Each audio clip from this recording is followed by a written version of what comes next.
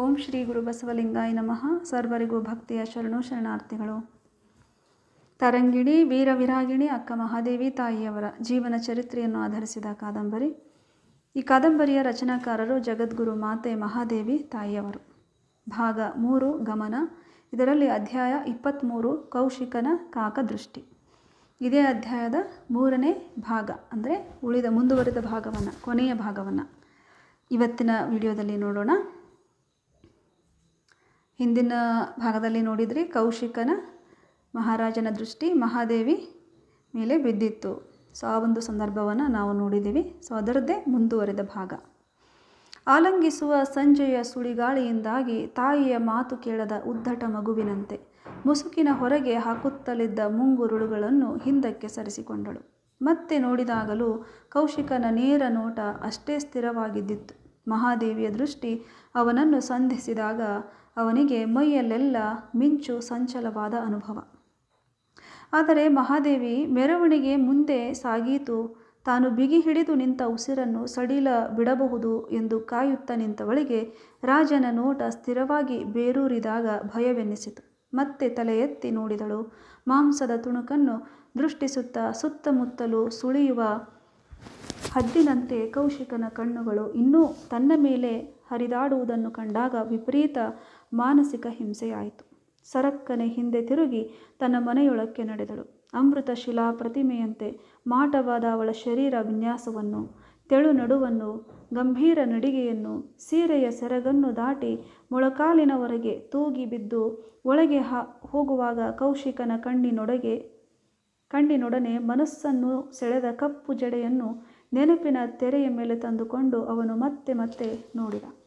ಆ ಗುಂಪಿನ ಮಧ್ಯೆಯಿಂದ ಹಂಸ ಪಕ್ಷಿ ಕಣ್ಮರೆಯಾದಾಗ ಮತ್ತೆ ಬಾಗಿಲ ಕಡೆಯೇ ನೋಡತೊಡಗಿದ. ಪುನಃ ಆಕೆ ಹೊರಬರಬಹುದು ಎಂಬ ದೂರದಾಸೆಯಿಂದ.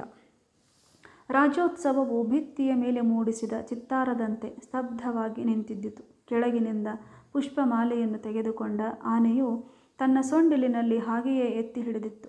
ಪುರಪ್ರಮುಖ ವಣಿಕರು ರಾಜನನ್ನು ಆಶ್ಚರ್ಯದಿಂದ ನೋಡತೊಡಗಿದರು. ಅವನ ದೃಷ್ಟಿ ಕೆಳಗಿಳಿಯದೆ ಓಂಕಾರನ ಮಹಡಿಯ ಮೇಲೆ ಸ್ಥಿರವಾಗಿ ನಿಂತದ್ದನ್ನು ಕೆಲವರು ಗಮನಿಸಿದರು. ಮೊದಲು ಸಹಜವಾದ ಮುಗುಳ್ನಗೆಯಿಂದ ಹರಿದ ದೃಷ್ಟಿ ಈಗ ಆಶಾಭರಿತವಾಗಿ, ಆಕರ್ಷಿತವಾಗಿ ಕೇಂದ್ರೀಕರಿಸಲ್ಪಟ್ಟುದನ್ನು ನೋಡಿ ಎಲ್ಲರೂ ಕಳವಳಕ್ಕೀಡಾದರು. ವಿದೂಷಕ ವಸಂತಕನು ರಾಜನ ಮನಸ್ಥಿತಿಯನ್ನು ಊಹಿಸಿದ.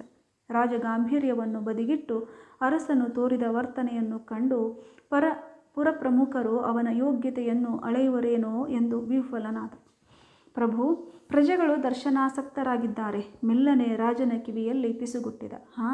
ನಿರ್ಭಯನಾಗಿ ನಿಂತವನ ಮೇಲೆ ಅನಿರೀಕ್ಷಿತವಾಗಿ ತಣ್ಣೀರನ್ನು ಎರಚಿದಂತೆ ರಾಜನು ಬೆಚ್ಚಿ ಬಿದ್ದು ಕರ್ತವ್ಯಮುಖನಾದ. ಮಾಲಾರ್ಪಣೆ ಮುಗಿದಾದ ಬಳಿಕ ಉತ್ಸವ ಮುಂದೆ ಹೋಗಲು ಅಪ್ಪಣೆಗಾಗಿ ಮಂತ್ರಿಯಾದ ಮುರಾರಿಯು ಕೇಳಿದಾಗ ಕೌಶಿಕ ಮೌನವಾಗಿ ತಲೆಯಲ್ಲಾಡಿಸಿ ಬಲವಂತದ ನಗೆಯನ್ನು ತಂದುಕೊಂಡು ಎಲ್ಲರಿಗೆ ಕೈ ಮುಗಿದ. ಮಾಳಿಗೆ ಮೇಲೆ ನಿಂತಿದ್ದ ಸ್ತ್ರೀ ಸಮೂಹಕ್ಕೆ ಕೈ ಮುಗಿಯುವ ನೆಪದಿಂದ ಅತ್ತ ದೃಷ್ಟಿಯನ್ನು ಹರಿಸಿದ. ಬೇಟೆಗಾರನ ಬಾಣದ ಅರೆಪೆಟ್ಟಿನಿಂದ ಕಂಗೆಟ್ಟು ಓಡಿದ ಹರಿಣಿ ಮತ್ತೆ ಕಾಣಲಿಲ್ಲ.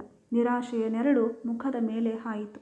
ಬಲವಂತವಾಗಿ ಕಣ್ಣುಗಳನ್ನು ಕಿತ್ತು ಮುಂದೆ ಹರಿಸಿದ. ಆನೆಯು ತುಸು ದೂರ ಮುಂದೆ ಸಾಗಿದಾಗ ಮತ್ತೊಮ್ಮೆ ಹಿಂದಕ್ಕೆ ತಿರುಗಿ ನೋಡಿದ. ಅವನು ನಿರೀಕ್ಷಿಸುತ್ತಿದ್ದ ಮೂರ್ತಿ ಅಲ್ಲಿ ನಿಂತಿರಲಿಲ್ಲ.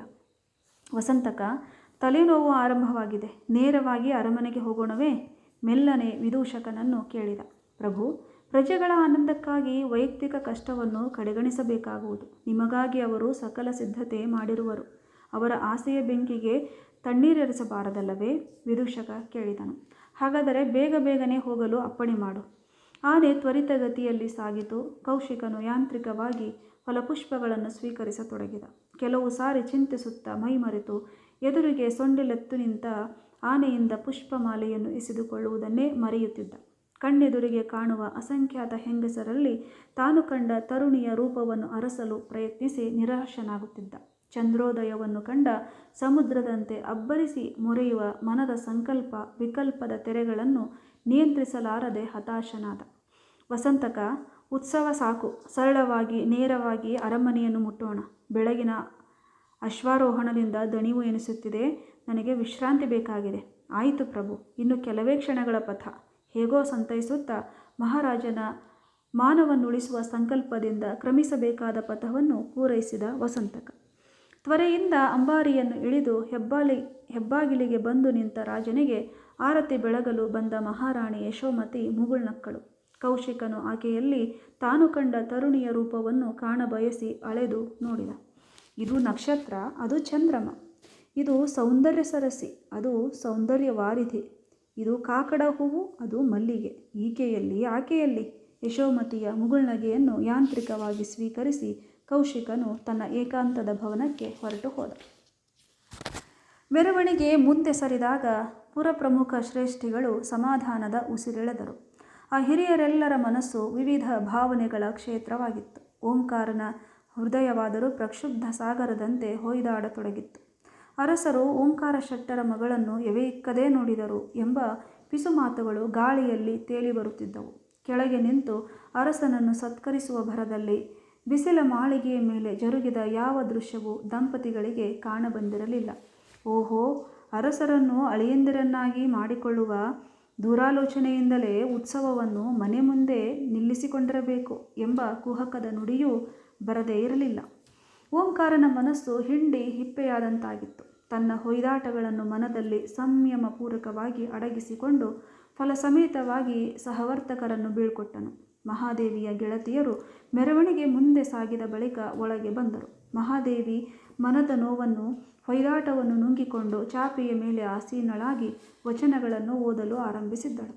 ಕಣ್ಣುಗಳು ಯಾಂತ್ರಿಕವಾಗಿ ಸುಳಿದಾಡುತ್ತಿದ್ದರೂ ಒಂದು ಅಕ್ಷರವೂ ಒಳಸೇರದೆ ಎಲ್ಲೆಡೆಗಳಿಂದ ಆ ಕಾಮತಪ್ತ ಕಣ್ಣುಗಳು ಈಟಿಯಿಂದ ಚುಚ್ಚುವಂತೆ ನೋಟವನ್ನು ಎಸೆಯುತ್ತಿದ್ದವು. ವಾದ್ಯಗಳ ಘೋಷ ಕಿವಿಯಿಂದ ದೂರ ಸರಿದಾಗ ಸ್ವಲ್ಪ ಸಮಾಧಾನವೆನ್ನಿಸಿತು. ಅಷ್ಟರಲ್ಲಿ ಗೆಳತಿಯರು ಒಳಗೆ ನುಗ್ಗಿದರು. ಮಾದೇವಿಯು ಉತ್ಸವವನ್ನು ಪೂರ್ಣವಾಗಿ ನೋಡಲೇ ಇಲ್ಲ. ವಿಷಾದದ ಧ್ವನಿಯಲ್ಲಿ ಕುಮುದೆ ನುಡಿದಳು.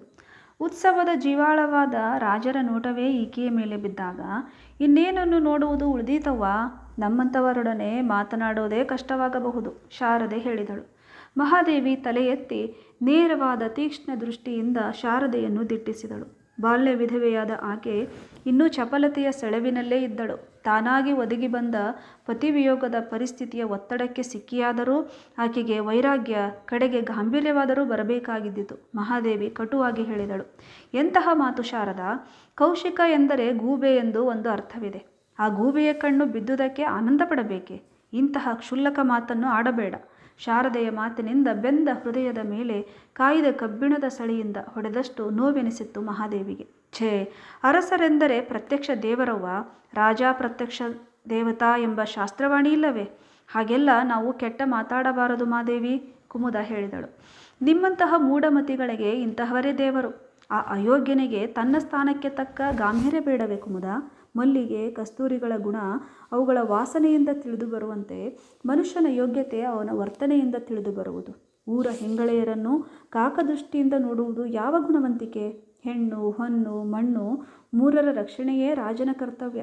ತನ್ನ ಪ್ರಜಾ ಸಮುದಾಯದ ಆಸ್ತಿ ಧನಕನಕವನ್ನು ರಕ್ಷಿಸುವುದಷ್ಟೇ ಅಲ್ಲ, ಅವನು ಪರನಾರಿ ಸಹೋದರನಾಗಬೇಕು. ಈ ಮಾತುಗಳಿಂದ ಶಾರದೆ, ಕುಮುದೆಯರು ಪೆಚ್ಚಾದರು. ನಾವಿನ್ನು ಹೊರಡುತ್ತೇವೆ ಮಾದೇವಿ ಎಂದು ಮೇಲೆದ್ದರು. ಕಮಲಾಕ್ಷಿಯು ಅವರನ್ನು ಹಿಂಬಾಲಿಸಿದಳು. ಶೈಲಜ ಮಾತ್ರ ಮೌನದ ಮುದ್ದೆಯಾಗಿ ಕುಳಿತಿದ್ದಳು. ಬೆಂಕಿಯ ಸಮೀಪದಲ್ಲಿದ್ದರೆ ಬೆಂಕಿ ಸುಡದಿದ್ದರೂ ಅದರ ಝಳ ಬಡಿಯುವಂತೆ ಮಹಾದೇವಿಯನ್ನು ಕೌಶಿಕನ ವಿಕೃತ ದೃಷ್ಟಿಯ ಬೆಂಕಿ ಸುಡತೊಡಗಿದ್ದರೂ ಆಕೆಯ ಸಮೀಪದಲ್ಲಿ ಆತುಕೊಂಡು ನಿಂತ ಶೈಲಜೆಗೆ ಆ ದೃಷ್ಟಿಯ ಝಳ ಬಡಿದಿತ್ತು. ಶೈಲಜೆ ಶಾರೀರಿಕವಾಗಿ ಮಾತ್ರವೇ ಮಹಾದೇವಿಯ ಬಳಿ ನಿಂತಿರಲಿಲ್ಲ. ಅವಳ ವಿಚಾರದ ಜಾಡಿನಲ್ಲಿಯೂ ಸನಿಹವೇ ಇದ್ದುದರಿಂದ ಗೆಳತಿಯ ಮಾನಸಿಕ ಭಾವನೆಗಳನ್ನು ಸ್ವಲ್ಪ ಮಟ್ಟಿಗಾದರೂ ಅರಿಯಬಲ್ಲವಳಾಗಿದ್ದಳು. ಕೌಶಿಕನ ಕೀಳು ದೃಷ್ಟಿ ತನ್ನ ಸುತ್ತ ಕೇಂದ್ರೀಕೃತವಾದುದೇ ಅಲ್ಲದೆ ಅವಳ ಮೈ ತುಂಬ ಹರಿದಾಡಿದ ನೆನಪು ಮಹಾದೇವಿಯ ಹೃದಯವನ್ನು ಹಿಂಡುತ್ತಿತ್ತು. ಶೈಲಜಾ, ನನ್ನ ಚೆನ್ನಮಲ್ಲಿಕಾರ್ಜುನ ಕಣ್ತೆರೆಯಲೊಲ್ಲ. ಅವನ ಮುನಿಸಿನ ಕಾರಣವನ್ನೇ ನಾನರಿಯೆ. ಕಾಡಿ ನೋಡುವುದಕ್ಕೂ ಒಂದು ಮಿತಿ ಬೇಡವೇ? 100 ಪೆಟ್ಟು ಬಿದ್ದರೆ ಒಂದು ಕಲ್ಲು ಮೂರ್ತಿಯಾಗುವುದು ನಿಜ. ಆದರೆ ಮಿತಿಯಿಲ್ಲದೆ ಹೊಡೆತ ಬಿದ್ದರೆ ಅದು ಪುಡಿಪುಡಿಯಾಗದೆ. ಆಕೆಯ ಕಣ್ಣಾಲಿಗಳು ನೀರಿನಿಂದ ತುಂಬಿದ್ದವು. ಮಾದೇವಿ, ನೀನು ನನ್ನ ಗೆಳತಿಯೆಂದು ಮುಖಸ್ತುತಿಗೆ ಹೇಳುತ್ತಿಲ್ಲ. ನೀನು ಪುಡಿಯಾಗುವ ಹಿಟ್ಟುಗಲ್ಲಲ್ಲ, ಕಠಿಣ ಶಿಲೆ. ಏನೋ ಅವ್ಯಕ್ತ ವೇದನೆಯಿಂದ ನನ್ನೆದೆ ನಡುಗುತ್ತಿದೆ. ಅವನ ಆ ದೃಷ್ಟಿ ನನ್ನನ್ನು 100 ಈಟಿಗಳಿಂದ ಚುಚ್ಚುತ್ತಿದೆ. ಶೈಲ, ಚುಚ್ಚುತ್ತಿದೆ. ಮಹಾದೇವಿಯ ಕಣ್ಣಿನ ಚಿಪ್ಪಿನಿಂದ ಜಾರಿದ ನೀರಿನ ಮುತ್ತುಗಳು ಕೆನ್ನೆಯ ಮೇಲೆ ಉರುಳತೊಡಗಿದ್ದವು. ಶೈಲಜೆಗೆ ಕಣ್ಣು ತುಂಬಿ ಬಂದವು. ಶೈಲ, ನನ್ನಲ್ಲಿ ಏನಿದೆ ಅಂತ ಅವನು ಹಾಗೆ ನೋಡಬೇಕೇ? ನಿಮ್ಮಂತೆ ಚಂದವಾದ ಒಂದು ಸೀರೆ ಉಟ್ಟಿರಲಿಲ್ಲ, ಬೆಲೆ ಬಾಳುವ ಆಭರಣ ತೊಟ್ಟಿರಲಿಲ್ಲ, ಕಣ್ಣು ಕುಕ್ಕುವ ಅಲಂಕಾರವಿಲ್ಲ, ಪುರುಷರನ್ನು ಸೆಳೆಯುವ ಆಕರ್ಷಣೆಯ ವರ್ತನೆ ಮುನ್ನವೇ ಇಲ್ಲ. ನನಗಿಂತ 100ರಷ್ಟು ಹೆಚ್ಚಿನ ಶೃಂಗಾರವನ್ನು ಕುಮುದೆ ಶಾರದೆಯರು ಮಾಡಿಕೊಂಡಿರಲಿಲ್ಲವೇ? ನೋವು ಬೆರೆತ ಮುಗ್ಧ ಭಾವದಿಂದ ಕೇಳಿದಳು. ನೈಸರ್ಗಿಕ ಪುಷ್ಪಕ್ಕೆ ಭ್ರಮರ ಎಳೆಸುವುದಲ್ಲದೆ ಬಣ್ಣ ಕೊಟ್ಟು ಪರಿಮಳ ಚಿಮುಕಿಸಿಟ್ಟ ಕೃತಕ ಪುಷ್ಪಕ್ಕಲ್ಲ ಗೆಳದಿ, ನಿನ್ನ ಅಪೂರ್ವ ಸೌಂದರ್ಯವೇ ಅಪ್ರತಿಮ ಅಲಂಕಾರ. ಶೈಲಜೆ ಪಿಸುಗುಟ್ಟಿದಳು. ಮಹಾದೇವಿ ತನ್ನ ಕೂದಲನ್ನು ಹಿಂಡಿಕೊಳ್ಳುತ್ತಾ ನುಡಿದಳು. ನನ್ನ ಗುರಿಗೆ ಬಾಧಕವಾದ ಚೆಲುವನ್ನು ದೇವನು ನನಗೇಕೆ ಕೊಡಬೇಕಾಗಿತ್ತು? ರೇಷ್ಮೆ ಹುಳುವಿನ ಪ್ರತಿಭೆಯ ಪ್ರತಿಫಲವಾದ ಗೂಡು ಅದರ ಸಾವಿಗೆ ಹೇತುವಾಗುವಂತೆ ನನ್ನ ಈ ದರಿದ್ರ ಸೌಂದರ್ಯ. ಶೈಲಜೆ ಮಹಾದೇವಿಯ ಮಾತನ್ನು ಆಕೆಯ ತುಟಿಯ ಮೇಲೆ ತನ್ನ ಬೆರಳಿರಿಸಿ ತಡೆದಳು. ಧಾರಾಕಾರವಾಗಿ ಹರಿಯುತ್ತಿದ್ದ ಅಶ್ರು ಬಿಂದುಗಳನ್ನು ತನ್ನ ಬೆರಳ ತುದಿಯಿಂದ ಒರೆಸಿ ಅವಳ ಕೂದಲನ್ನು ಹಿಂದಕ್ಕೆ ಸರಿಸುತ್ತಾ ಹೇಳಿದಳು. ಮಾದೇವಿ, ಇಷ್ಟೇಕೆ ಭೀತಳಾಗಿರುವೆ? ಹೊಳೆಯು ಗಾವುದ ದೂರ ಇರುವಾಗಲೇ ಪಂಚೆ ಎತ್ತಿ ಕೈಲಿ ಕೆರಹುಗಳನ್ನು ಹಿಡಿದುಕೊಳ್ಳುವವನಂತೆ ಮಾಡುತ್ತಿರುವೆ. ಸಂತೈಸಿಕೋ ಕೆಳದಿ, ದೃಢವಾಗಿ ನೀನು ನಂಬಿದ ನಿನ್ನ ದೇವರು ಎಂದಿಗೂ ಕೈಬಿಡನು. ಮಹಾದೇವಿಯ ಮುಖವನ್ನು ತನ್ನೆದೆಗೆ ಒರಗಿಸಿಕೊಂಡಳು. ಅವಳಿಗೆ ಸ್ವಲ್ಪ ನೆಮ್ಮದಿ ಅನಿಸಿತು. ಬದುಕಿನಲ್ಲಿ ಕಷ್ಟ ಬಂದಾಗ ಬೇರೊಬ್ಬರು ಪೂರ್ಣವಾಗಿ ಕಷ್ಟಗಳನ್ನು ಹೊತ್ತು ಕೊಳ್ಳದಿದ್ದರಷ್ಟೇ ಸಂತೈಸಿ ಮಾತನಾಡಿದರೂ ಹೊರಗೆ ಹೆಗಲು ಕೊಟ್ಟಂತಾಗಿ ಹಗುರವೆನ್ನಿಸುವುದು. ಶೈಲಜೆ ತನ್ನ ಮನೆಗೆ ಹೊರಟಾಗ ಮಹಾದೇವಿ ಸಂಜೆಯ ಪೂಜೆಗೆಂದು ಮೀಯಲು ಸ್ನಾನದ ಮನೆಗೆ ನಡೆದಳು. ನೆರೆದ ಅತಿಥಿಗಳೆಲ್ಲ ಒಬ್ಬೊಬ್ಬರಾಗಿ ಚದುರಿದರು.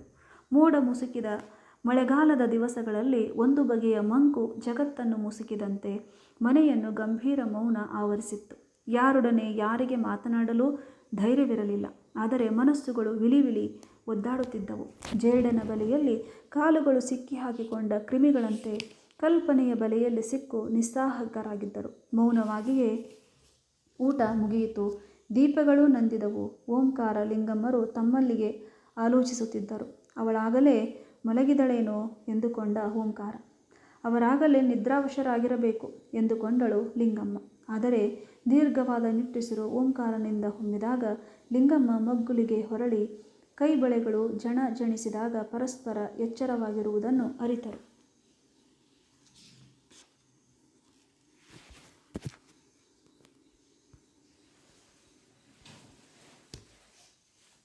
ಇದಾಗಿತ್ತು. ಇಲ್ಲಿಗೆ ಅಧ್ಯಾಯ 23 ಕೌಶಿಕನ ಕಾಕದೃಷ್ಟಿ ಮುಕ್ತಾಯವಾಗುತ್ತೆ.